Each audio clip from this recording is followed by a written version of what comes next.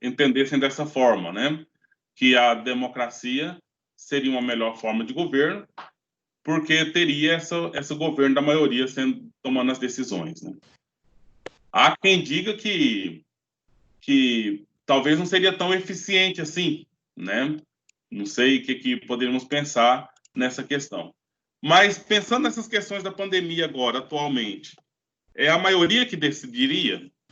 Será que seria a maioria que decidiria? Será que se colocarmos a maioria para decidir ante essas questões aí da pandemia, será que de fato seria algo adequado para a gente mesmo? Porque nós estamos com 3 problemas. Quais são os 3 problemas? O governo, né, o governo do estado, o governo do município, o governo federal, que toma as decisões. Nós temos a questão da saúde, que é o próprio problema da propagação do vírus, de fato, né? Temos o problema da economia, com o comércio fechado e as coisas não circulando, o capital por aí. E agora, um quarto problema que eu quero chamar a atenção para vocês, que vai estar na atividade, na tarefa de casa, que é o problema jurídico, que é o problema dos processos que estão surgindo a partir da situação dos conflitos trabalhistas, a partir da situação do próprio situação de pagamento de impostos e outras coisas assim. Então, talvez seria essa a reflexão que eu queria chamar a atenção para vocês aqui agora, para que vocês... a gente vai colocar alguns pontos, e esses pontos seriam para a gente ir pensando como poderia orientar e entender o contexto, né? O contexto da filosofia política, propriamente dito, das teorias em que nós estudamos aí nesses últimos tempos, né? Porque o Rousseau dá a ideia da democracia e ele traz uma tese mais interessante nesse sentido, uma vez que ele defende, né, por unhas e dentes, a participação da vontade geral, né, o entendimento da volonté générale como sendo o elemento de participação mais adequado dentro de uma sociedade. Mas o Rousseau, vocês lembram bem, que ele disse que a própria situação da propriedade privada gera a desigualdade entre os homens. E essa desigualdade entre os homens gera o conflito social.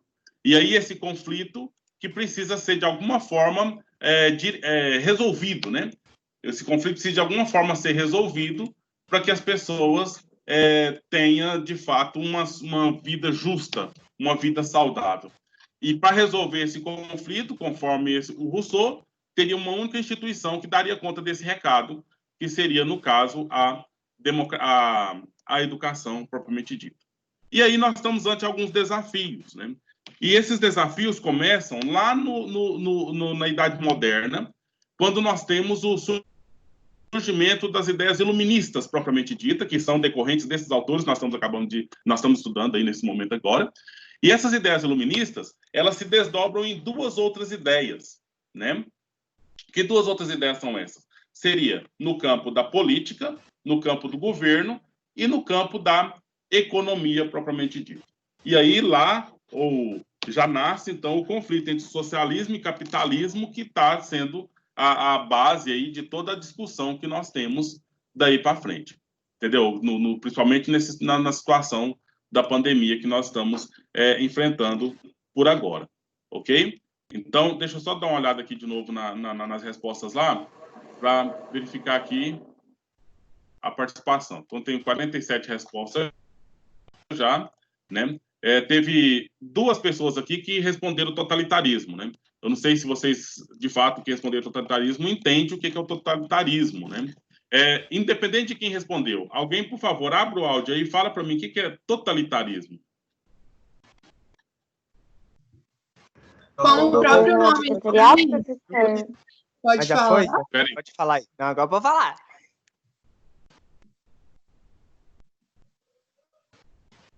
Quem está falando? Eu. Fala aí. Como o próprio nome diz, é um governo totalitário, ou seja, como o governo de Stalin, como o governo de Hitler. São governos que, tipo assim, digamos que só a opinião deles, só o pensamento deles são impostos. Certo. Nós temos dois entre nós, que não sei se é por farra ou por convicção, entende que o governo totalitário é a forma que ele entende ser a mais adequada para os nossos tempos, né? Então, vamos pensando aí por que alguém pensou isso. E 4 pessoas disse que seria monarquia, né? O governo de uma nobreza, de uma família que entende ser a melhor para continuar governando. E 41 entendeu que seja a república.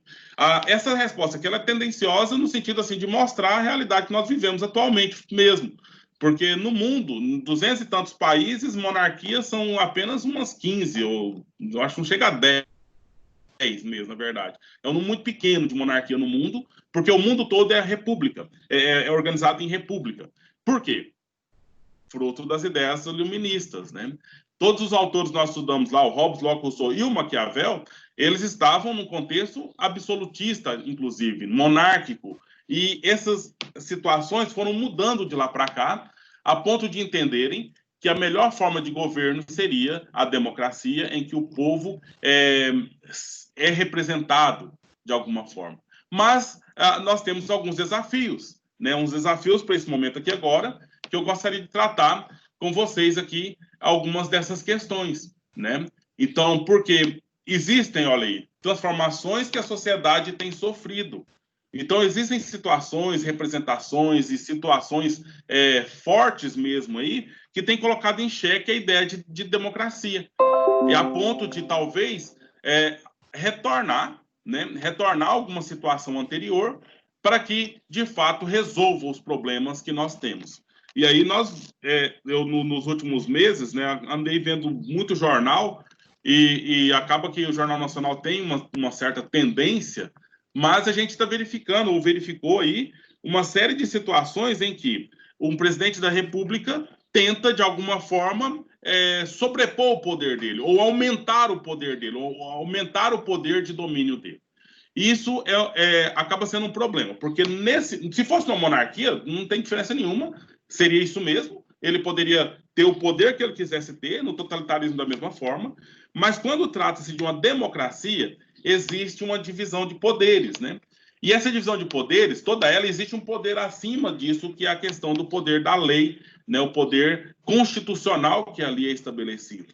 E aí, quando, então, o STF quer fazer mais do que ele deveria, ou o legislativo, os deputados querem fazer mais do que ele deveria, ou o presidente quer fazer mais do que ele deveria, ou que ele poderia, orientado e dominado pela Constituição, aí gera um conflito político, um conflito até mesmo social, porque daí o que acontece? Dentro da dimensão política, nós temos aqueles que querem seguir para cá, aqueles que querem seguir para ali, os apoiadores, os opositores, a concorrência, a oposição, e assim, várias situações aí acaba gerando uma coisa grave, né? Não sei se vocês viram aí, na semana passada, notícias de uma carreata, que eu não sei aonde aconteceu, mas uma carreata de pais que são bolsonaristas, né, pedindo o retorno das aulas presenciais. Entendeu? Então, ou seja, algum grupo aí que está ignorando.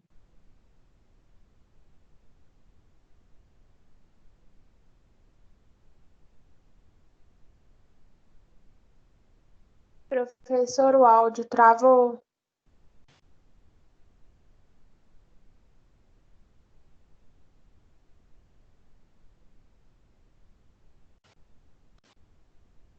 A reunião ativou o mudo para mim.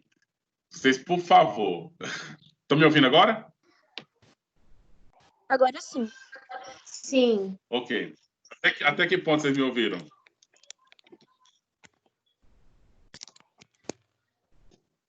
Qual foi a última coisa que eu falei que vocês me ouviram? Sobre os pais bolsonaristas darem uma carreata para voltar às aulas presenciais. Professor, Justamente. os meninos lá no grupo estão pedindo para ser aceito na aula. Mas não tem ninguém para me aceitar aqui. Já está?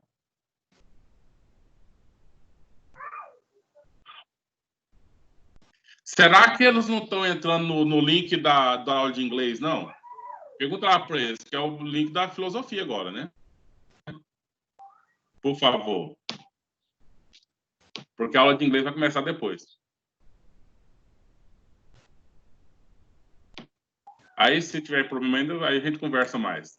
Então, citando aí essa questão dos pais bolsonaristas na carreata pedindo aula presencial, e aí a gente verifica, assim, pensa que eles estão ignorando algumas leis da ciência, vamos assim dizer, no que se diz respeito à saúde. Porque lá na teoria da saúde está dizendo que não pode ter aglomeração dessa forma, né? E aí o pessoal da economia está dizendo que a economia não pode parar e aí precisa de garantir que o pessoal tenha, que o pessoal trabalhe, assim, garanta as situações. Entendeu? Então, aí a questão, olha aqui, ó, noções de soberania. Quem, de fato, tem o poder? Quem que tem que ter o poder de decisão dessa situação aí? Agora, você tem que... Me fala, por favor. Quem tem o poder de decidir essas questões?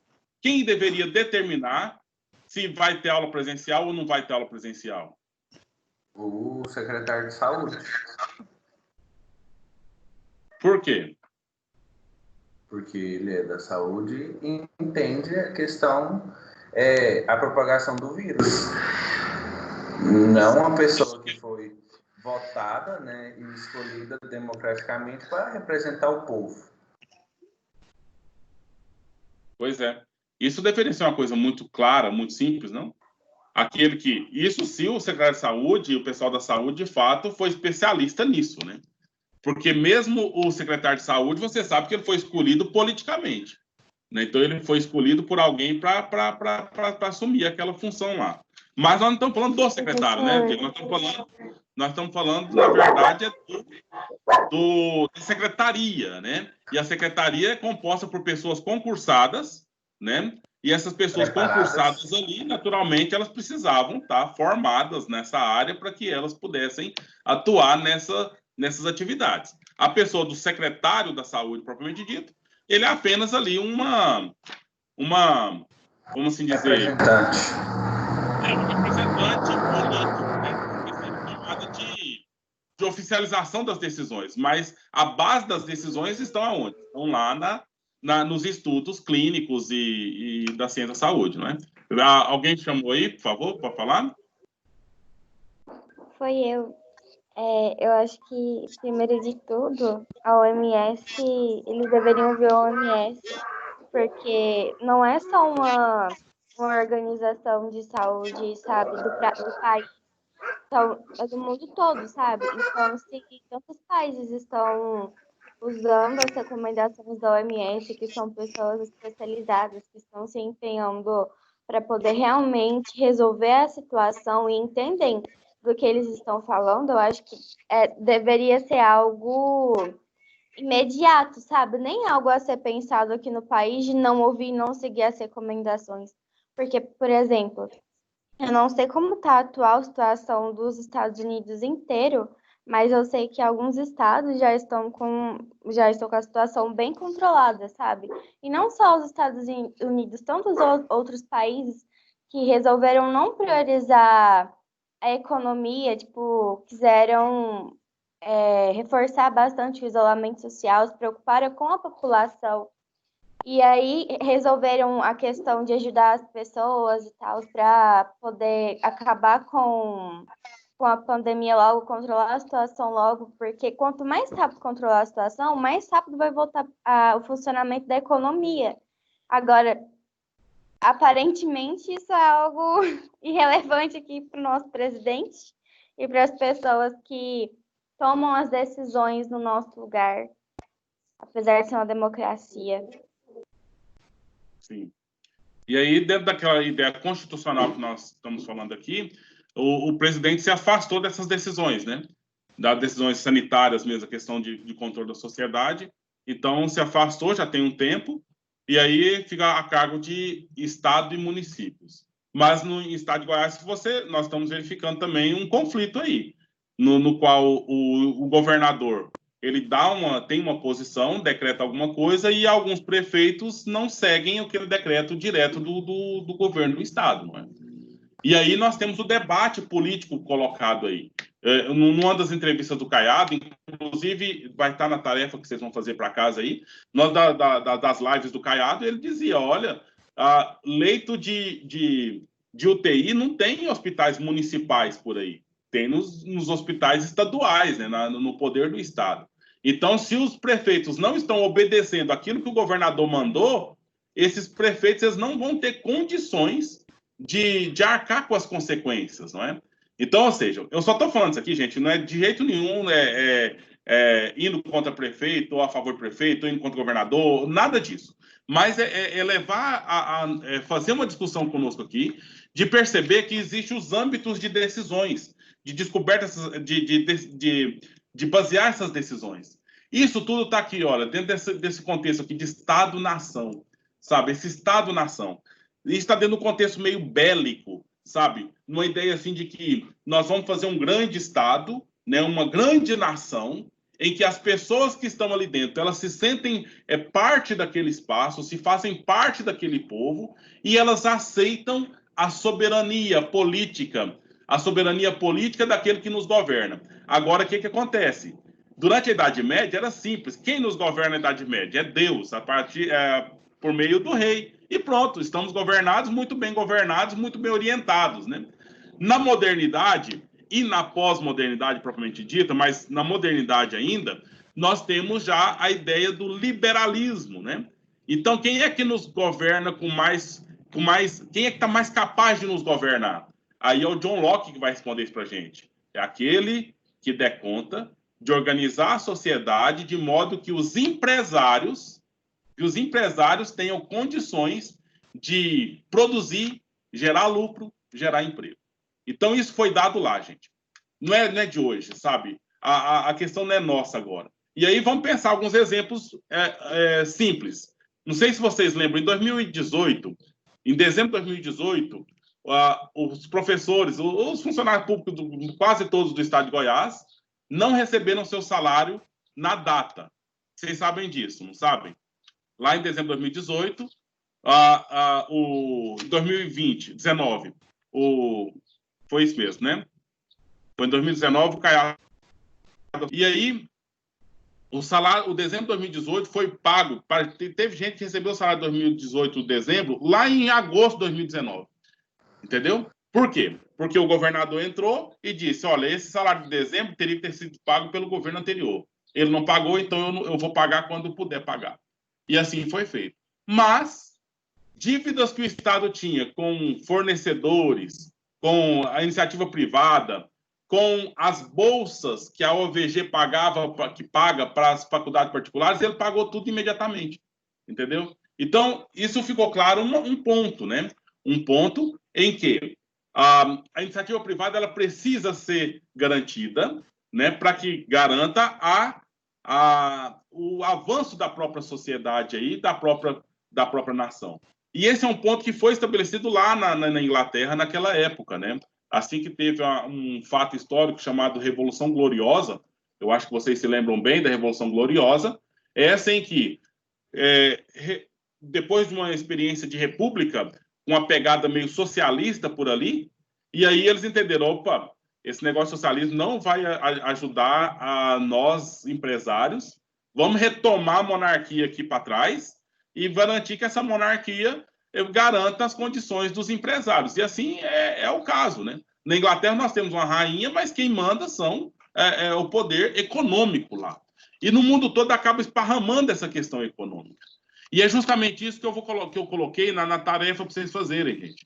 Não sei se vocês lembram, acompanharam, no 1º de julho de 2020, então, a Prefeitura de Goiânia já tinha feito um decreto na sexta-feira, né, anterior ao 1º de julho, um decreto para liberar o comércio, porque fizeram alguns estudos e estava tudo certo para liberar o comércio.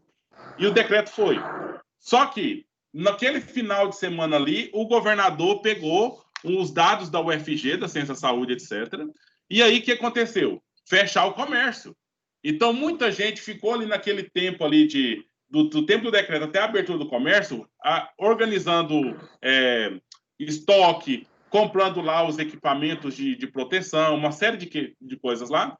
E chega na segunda-feira, opa, fecha o comércio por 15 dias, né? Fecha o comércio por 15 dias. E aí virou um rebuliço danado. A Federação do Comércio foi fazer as reuniões políticas deles, aquela coisa toda lá, e uma juíza lá de Goiânia, ela fez uma liminar derrubando o decreto para que, de fato, o comércio pudesse ser aberto.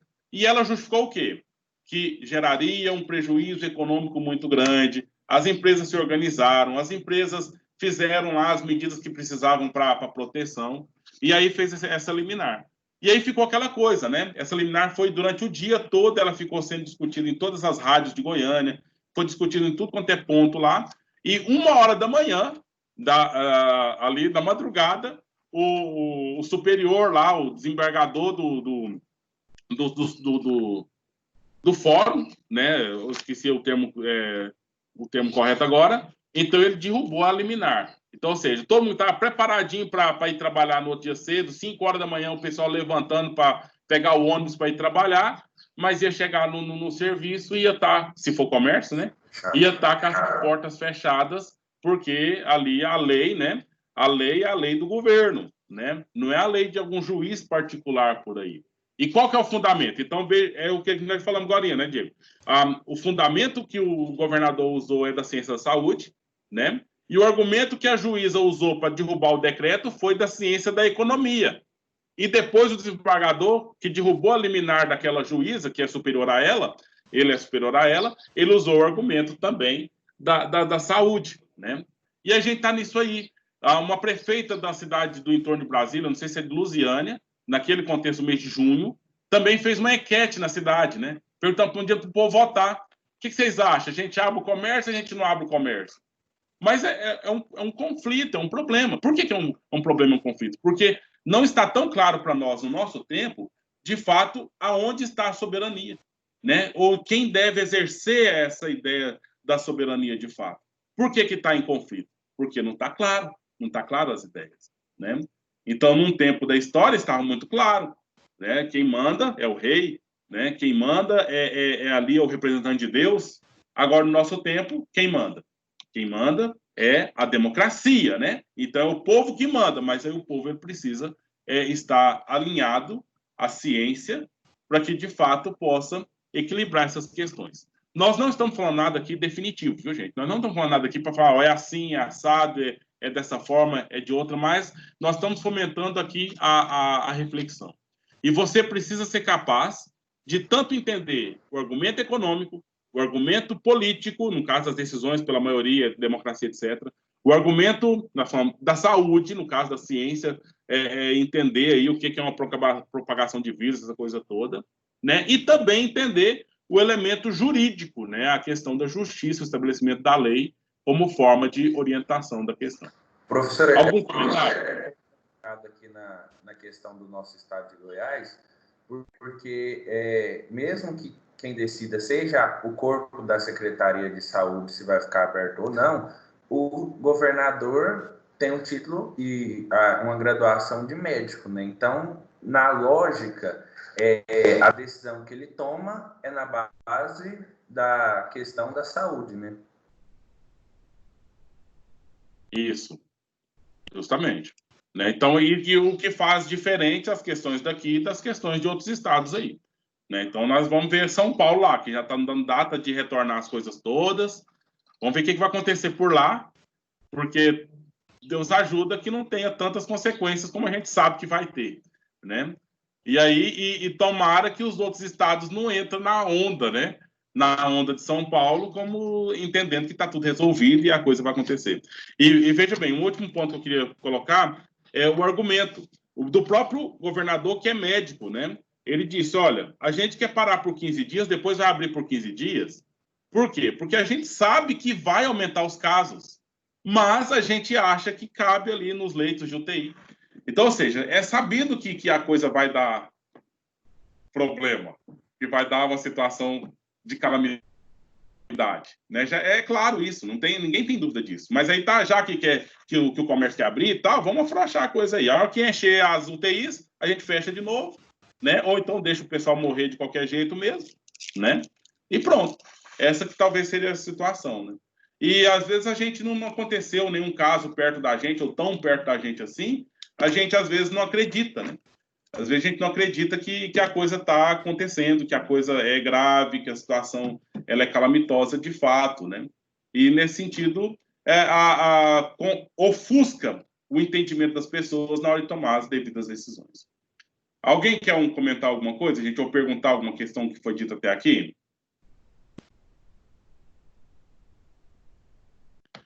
A questão é, vocês são capazes de escrever uma redação que possa, então, discutir, comentar essas 4 áreas da ideia Ô, João Vitor, você consegue sim, tá? Dá para vocês comentarem essas 4 decisões, essas 4 situações, né? Então, da tomada de decisão do decretamento aí, do decreto de fechamento do comércio, etc., na questão política, porque o governador, o prefeito, precisa dos votos também dos empresários, né, para ser eleito e tudo mais. E aí tem que tomar decisões de acordo para garantir o que eles querem, para que a coisa ocorra, que aconteça, não é? Da questão da própria economia, né, no sentido que vai chegar um momento em que os auxílios aí, as coisas não vão ter mais, né, não vão ter as devidas condições mais de se manter da forma que está. Né? A questão jurídica dos conflitos que eu disse no início, né? do patrão sendo processado por empregado porque reduziu a carga horária ou alguma coisa nesse sentido, né? E entre tantas outras coisas. E a própria questão da saúde mesmo, né? De nós fazermos a nossa parte, de fazer o que nós temos que fazer, de cuidar mesmo da saúde propriamente. Conseguem? Alguém não consegue? Professor, uma dissertação não é só uma redação argumentativa. Uai, eu não vejo que tem diferença entre essas 2 coisas que você falou, não. Qual que é a diferença? É porque, tipo assim, ó, eu acho que eu falei errado. Se for uma redação show nem mesmo, uma dissertação, aí a gente vai ter que fazer tudo num modelo bonitinho. Agora, se for só argumentando sobre isso, sabe, você tem que dar proposta de intervenção e tal, aí eu acho que é diferente. Não, acho que só aumentaria aí a questão da proposta de intervenção, né? Mas vocês ficam à vontade, né? Que é organizar os parágrafos lá, né? Falar de cada um dos temas em separado e depois, no final, fechar os pontos, né? Fechar a ideia geral, que é a questão nós estamos em quarentena, né? Estamos em quarentena, mas está tendo um tanto de rumores aí de acabar com a quarentena. Então, seria discutir justamente isso, né? Ok, gente? O Caiado está em live agora falando disso. Pois é porque está vencendo já o tempo, né? Porque agora já chegou na data de fechar de novo, né? Porque no plano dele era fechava 15 dias, abria 15 dias, agora teria que fechar mais 15 dias, né? Então aí ele tem que fazer o debate, né? Justamente. Pessoal, vamos encerrar por aqui então, se vocês não têm nenhuma questão. Tem tarefa lá no blog para fazer. E daqui a 14 minutos a gente volta com a aula de inglês. Ok? Tchau e até logo. Ok. Tchau, até logo. Ok, tchau, professor. Até agorinha. Até. Até sexta.